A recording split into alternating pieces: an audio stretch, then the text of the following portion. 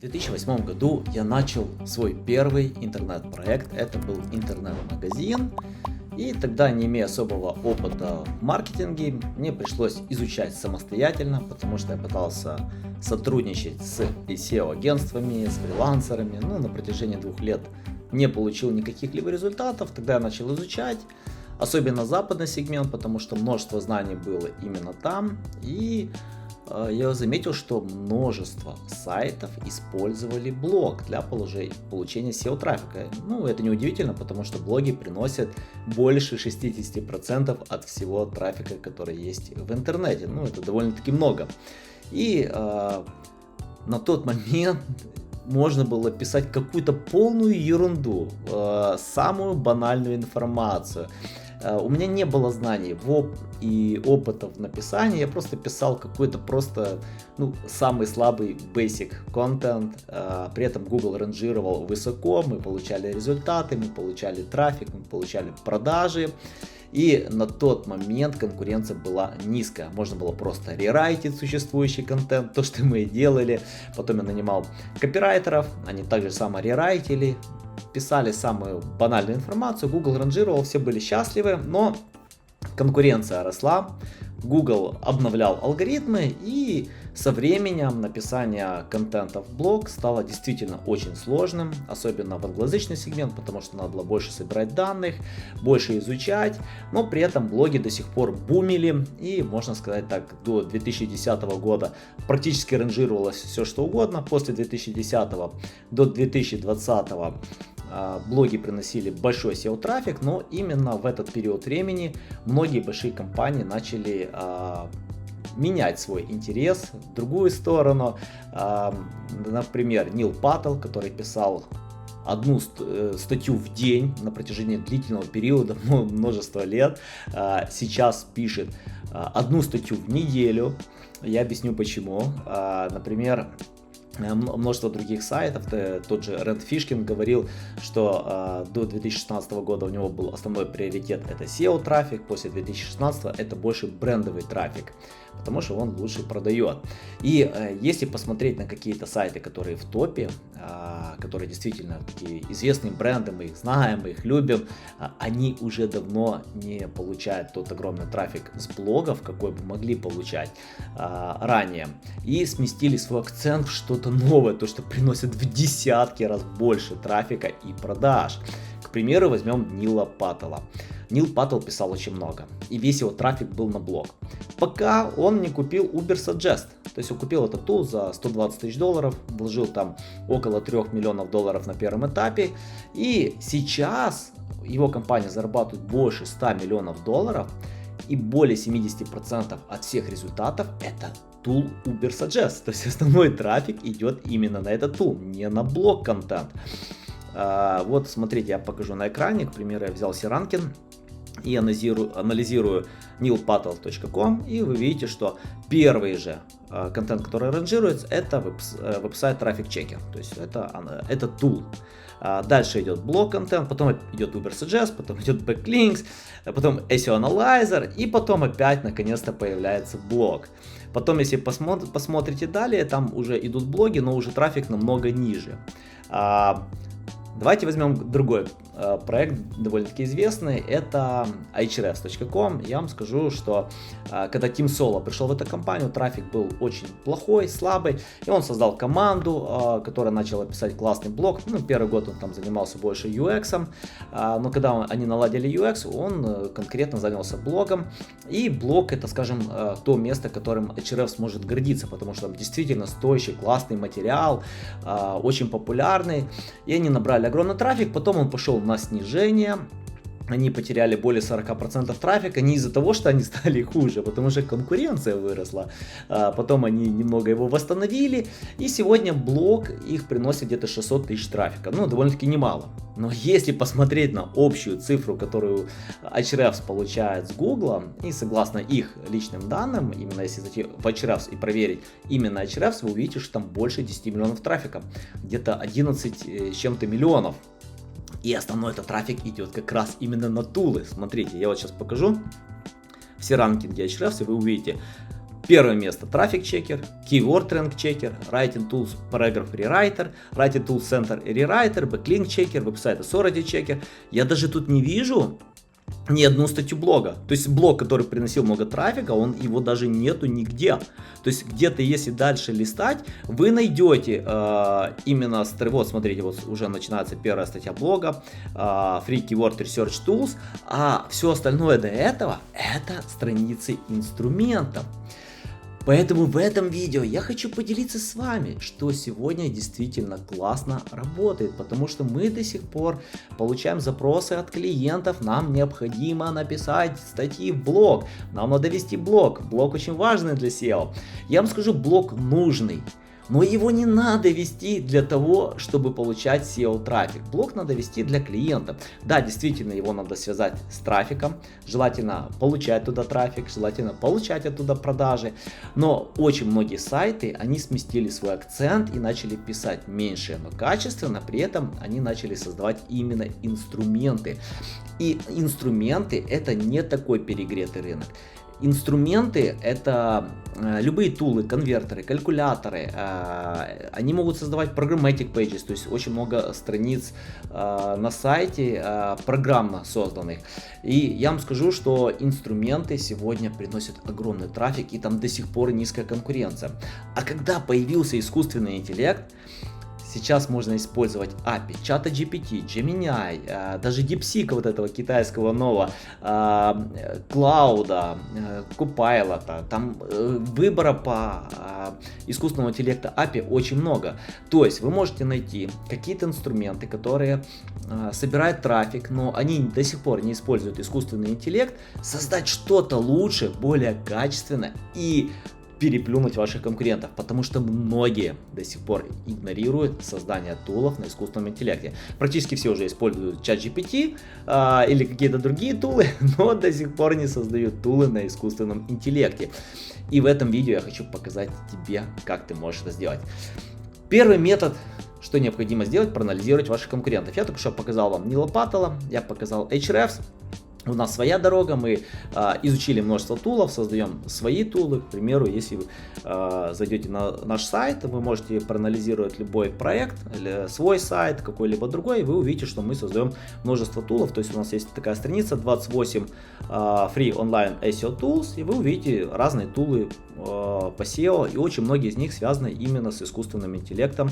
Они чем-то уникальные. К примеру, вот Headline Quality Calculator, я не знаю, найдете ли вы аналог в интернете. Есть аналоги, но они хуже. Почему? Потому что они, как правило, проверяют только headline. Наш тул еще также проверяет description, то есть метод tag description. Он проверяет для платной рекламы просто ваш заголовок для имейлов, для social media. То есть, к примеру, вы возьмите любой сайт или напишите, ну, образно, давайте я напишу вот там wait loss for 5 days. Не знаю, какой-то рандомный написал. Смотрите, и он анализирует запрос, говорит, что качество 37 из 100 и дает рекомендации, как это можно улучшить. То есть пишет, какие слова вы используете, все прочее.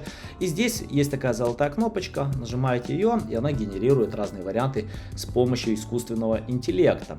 То есть простой тул собирает трафик, и большой плюс от тулов какой, что люди, они возвращаются. То есть тулами не пользуются разово, да, допустим, если какую-то статью прочитали и забыли, то тулом могут зайти ежедневно и пользоваться. И как вы видите, вот смотрите, я нагенерировал множество вариантов на искусственном интеллекте, то есть мы адаптировали искусственный интеллект, и вы можете создавать точно такие тулы. Мы создавали такие тулы для трейдинга, к примеру, разные трейдовые инструменты, там криптофоркасты, то есть мы связывали API искусственного интеллекта, мы брали какие-то общеизвестные функции и все это объединяли и создавали классные тулы, которые собирали огромный трафик. То есть вы можете это создать для любой ниши, допустим, там потеря веса. Знаете, сколько там разных просто идей для потери веса. К примеру, смотрите, я вам могу показать. Вот, смотрите, я написал Weight Loss Calculator, и сразу огромное количество Weight Loss Calculator calculator for weight loss, calorie calculator, да, то есть если вы будете скроллить этот список, макрокалькулятор, протеин калькулятор, то есть этих вариантов очень много. И ваша задача какая? На первом этапе надо создать контент-план, то есть проанализируйте конкурентов, проанализируйте ключевые слова.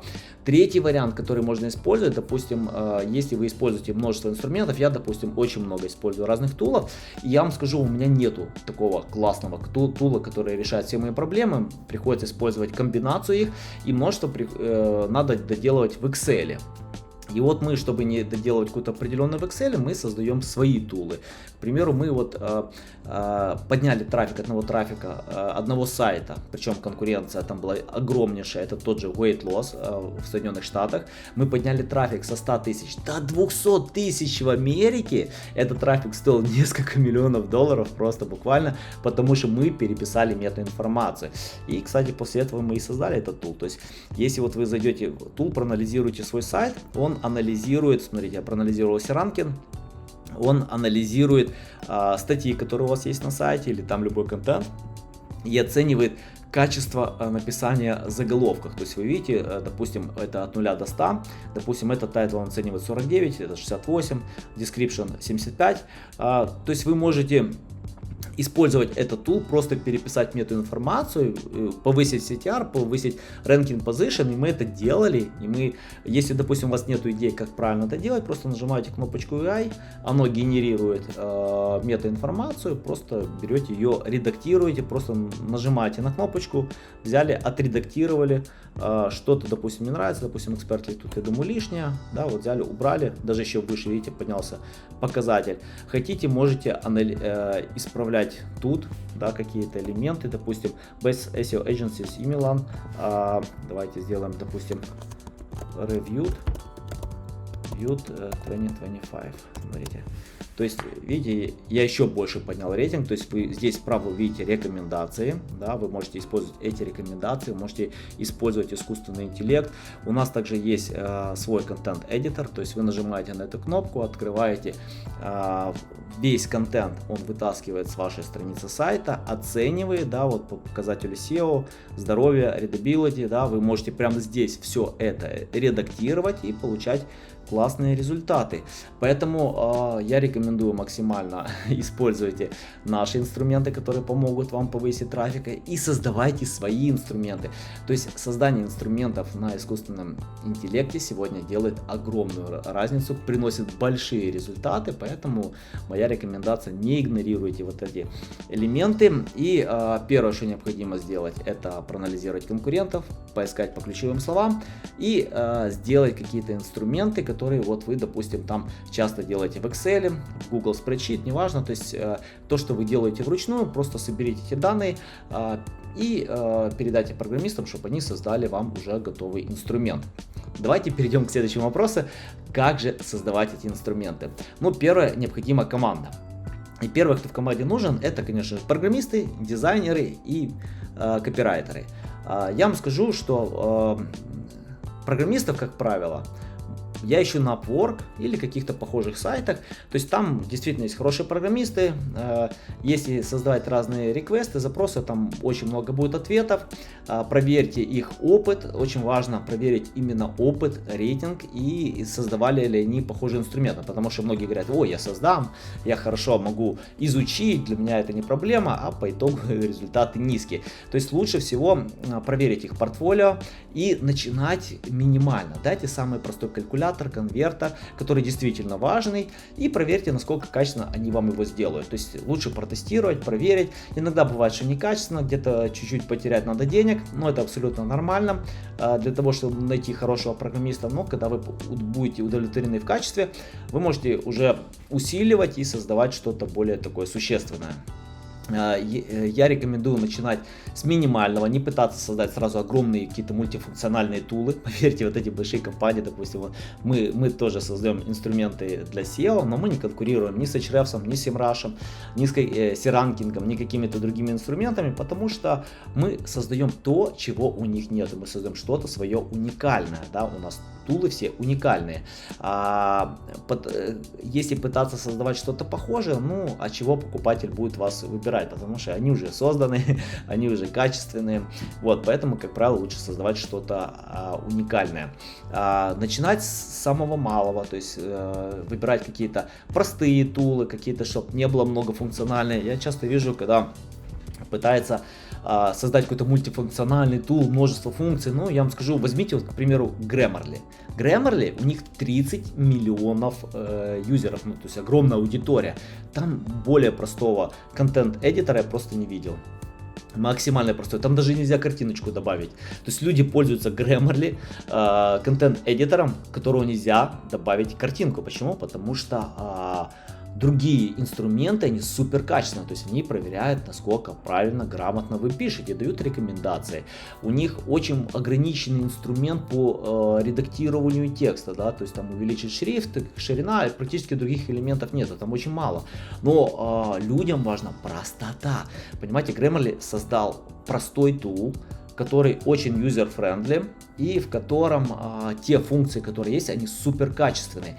Огромная ошибка, когда кто-то пытается создать сразу мультифункциональный тул, особенно изначально. Возьмите пример Grammarly, тот же TikTok. TikTok вышел на рынок с короткими простыми видео. То есть уже у всех эти были и короткие, и длинные видео, и Facebook, и YouTube, и LinkedIn. А TikTok вышел, просто создал свой формат коротких видосов и создал правильный алгоритм ранжирования. И результат какой? Там 1,6 миллиардов пользователей в ТикТоке. То есть если начинать с простоты, поверьте, людям сегодня важна простота. 87% людей, они не продвинутые, они любят user-friendly. Поэтому мы вот, допустим, в том же наш веб-сайт аудит, если вы откроете, вы увидите, что все наши инструменты, они максимально простые. То есть простой дизайн, простая графика, все понятное, да, вот кликая какие-то элементы, вы понимаете, получаете, в принципе, то, что вы ищете. Когда вы нашли хороших программистов, обязательно найдите UX-дизайнера. То есть UX-дизайнер — это тот, кто сможет вот эту простоту создать. И тут бы я не бежал за какими-то обалденно красивыми картинками, потому что UX-дизайнер как раз он должен, наоборот, работать над простотой, над какими-то пустотами, пространствами. Чем больше расстояние между разными модулями, тем проще использовать тул. Тот же Grammarly, да? То есть там слева-справа огромное расстояние, пару кнопочек, и вот эта простота как раз людям и нужна, чем не пытаться там нагружать всеми модулями, которые есть. Максимально делайте, просто ищите UX-дизайнера, который может это понять, да, вашу идею и воссоздать ее.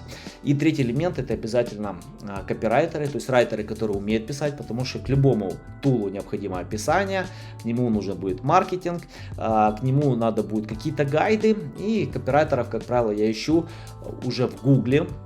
Я не нанимаю их ни на Upwork, нигде, потому что мы, как правило, ищем тех, у кого есть проверенный опыт. Google ранжирует именно такой контент от людей, которые имеют опыт, потому что есть этот параметр и EAT, и Experience, Expertise, Authority, Trust. То есть он смотрит на райтеров, у которых есть experience, да, писать, и они эксперты в этой теме. И вот смотрите, я вам покажу, как мы их находим. К примеру, в Google пишите там какой-то запрос, там best offers weight loss или best offers best blogs крипто, best blogs health, там выбирайте real estate, да, то есть вам надо найти блоги. Когда вы находите блоги, обязательно переходите, находите авторов в каждом блоге, да, вот, к примеру, смотрите, мы собрали огромный список авторов. Здесь что вы делаете? Вот смотрите, я открываю какого-то автора, да, то есть я смотрю, что это за автор, какой контент опубликовала, да, если тут нажать Recent Post, как правило, показывается. Вот смотрите, все последние статьи, вы копируете ссылочки этих статей, добавляете в Batch Analysis Ahrefs или какой-то другой тул, и после этого вы видите, допустим, смотрите, создается картина, да, вот автор написал 299 статей, из них 134 вообще 0 трафика, да, это 45%, и, допустим, там 9 статей имеют там меньше 10 тысяч трафика. Ну, скажем так, себе показатели эффективности. Мы, видите, зелеными я повыделял тех, которые, ну, собирают, умеют трафик собирать. Вот, к примеру, этот Кори Митчелл, да, смотрите, какой огромный трафик собирает. Вот, смотрите, анализ по его проекту, вы увидите, что он для Investopedia, к примеру, он пишет, и статьи собирает по 25 тысяч трафика, 22 тысячи трафика. Мы знаем этого автора, он и для Forbes пишет, мы с ним сотрудничали. То есть вам необходимо найти авторов, которые умеют писать, проутричить их и предложить сотрудничество, потому что эти авторы работу не ищут, у них все хорошо, поверьте, они нормально зарабатывают, но они ищут как дополнительный доход, и это всегда приятно, поэтому здесь максимально обращайте внимание на качество. Вот, все, нашли авторов, есть контент-план, есть у вас девелоперы, дизайнеры, переходите уже к следующему, к созданию, да, вот этого и этих инструментов. Я бы начинал с максимально простых функций, самых простых калькуляторов, не пытаться создать сразу сотни калькуляторов. Кстати, мы такую ошибку уже делали, мы пытались себе создать 50 SEO-тулов, потом мы остановились, поняли, что мы не создадим 50 классных SEO-тулов, мы создадим 50 средних, и мы после этого поменяли все свое направление на создание качественных тулов, потратили больше на это времени, но создавая меньше, но качество, это играет огромную роль, да, то есть создайте один тул, потом второй, потом третий, вот так постепенно вы создадите множество классных тулов. Когда у вас уже есть инструменты, да, вот вы создали инструменты, очень важно первую версию не ждать, пока она будет там вот прям perfect, да, то есть максимально уже спрашивайте фидбэк. Мы, как правило, спрашиваем фидбэк, я спрашиваю у моей аудитории в LinkedIn, то есть ограниченная аудитория, каким-то своим коннектом я отсылаю, спрашиваю их фидбэк. Другие варианты мы спрашиваем фидбэк, то есть мы спрашиваем, узнаем, что люди думают.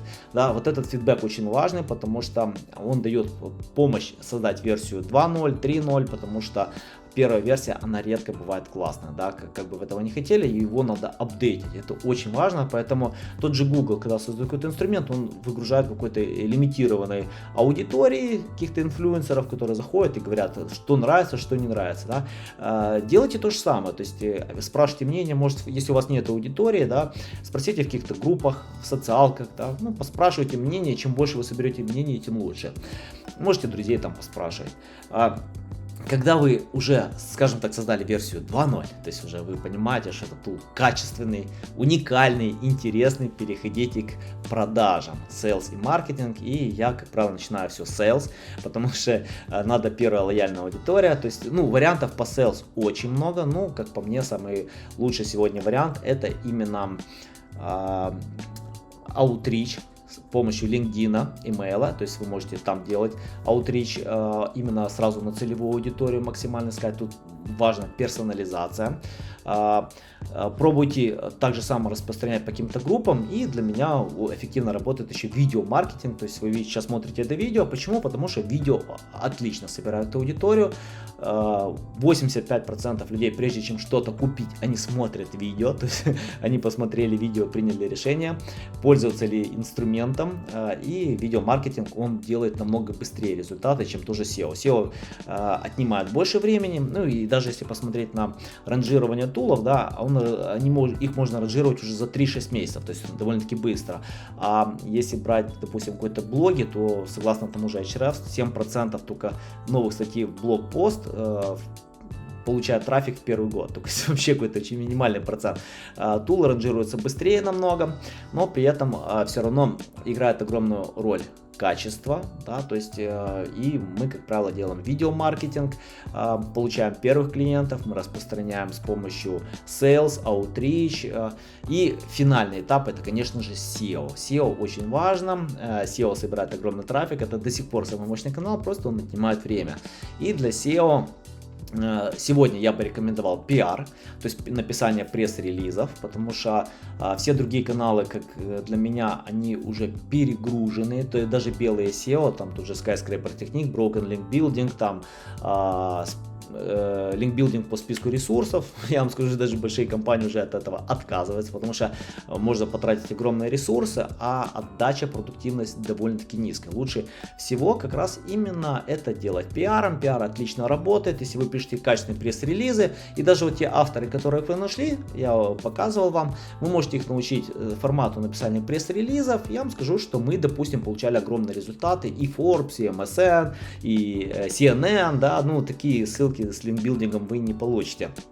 PR можно это получить, если будете писать качественные пресс-релизы по трендовым топикам, приносить что-то новое. Если надо будет помощь, то, конечно, мы здесь поможем, поэтому лучше обращаться к нам, потому что пиар это все-таки сложная тема, но она очень максимально эффективная, продуктивная. И еще какой вариант, это создавать какой-то link-worthy контент, то есть это контент, который заслуживает ссылки органически, это могут быть case studies, это могут быть страницы со статистиками. Я вам скажу, что практически все большие инструменты, тот же Ahrefs, SEMrush, они бэклинка даже, вот Стадия написал, как он нам собрал там 5000 ссылок за месяц, создавая вот эти страницы. То есть задача какая? Создать контент, который может органически заслужить ссылки, ну мы их и добавляем в этот пиар и получаем результаты. Все, что я вам рассказал, отлично работает сегодня, поэтому главный фокус на 2025 год это создание инструментов на искусственном интеллекте, которые многие конкуренты до сих пор игнорируют, но те, кто не игнорирует, их будет очень сложно в будущем переранжировать. Очень будет сложно с ними соревноваться, потому что искусственный интеллект развивается, и сегодня еще огромная возможность зайти на этот рынок, получать продажи, но если с этим затягивать, то возможно вас просто подвинут с этого рынка и будет действительно очень сложно.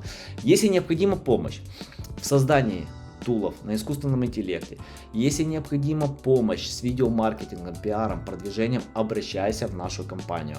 Я оставлю ссылку в описании, в котором ты можешь посмотреть, как к нам обратиться, как с нами связаться. Мы начнем наши взаимоотношения с бесплатного анализа твоего сайта, бесплатного анализа проекта и проведем бесплатную консультацию, обговорим, какие цели, задачи и покажем, как действительно можно сегодня получать огромные результаты с помощью тулов на искусственном интеллекте. Ну это все на сегодня. Спасибо за просмотр. Ставьте лайки, комментарии, спрашивайте любые вопросы. Я отвечу на все вопросы, потому что я читаю, что люди думают про мой контент. Если есть какие-то новые идеи, сообщайте. Если есть вопросы по этой теме, спрашивайте. Обязательно отвечу. И до новых встреч.